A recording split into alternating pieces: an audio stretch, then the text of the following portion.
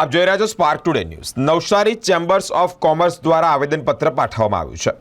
નવસારી જિલ્લા કલેક્ટરને આવેદનપત્ર અપાયું છે। નવસારીના બોરિયાજ ટોલ નાકા પર ભાવ વધારો લઈને આવેદનપત્ર અપાયું છે। બોરિયાજ ટોલ નાકા પર 70% ભાવ વધારો થયો છે, જેને લઈને જ વિરોધ પણ કરવામાં આવ્યો છે। નેશનલ હાઈવે ઓથોરિટીએ જે ટોલ ટેક્સમાં જે વધારો કર્યો છે એના અનુસંધાનમાં અમે આજે કલેક્ટરશ્રીને વિરોધ પ્રદર્શિત કરતો એક આવેદનપત્ર આપ્યો છે।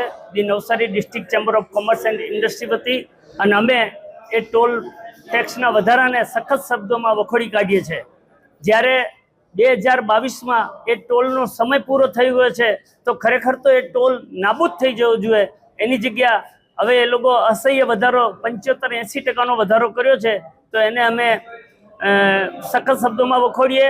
બીજું કે જાણવા મળ્યા મુજબ બે ટોલની વચ્ચે કમસે કમ 60 કિલોમીટરનું અંતર હોવું જોઈએ।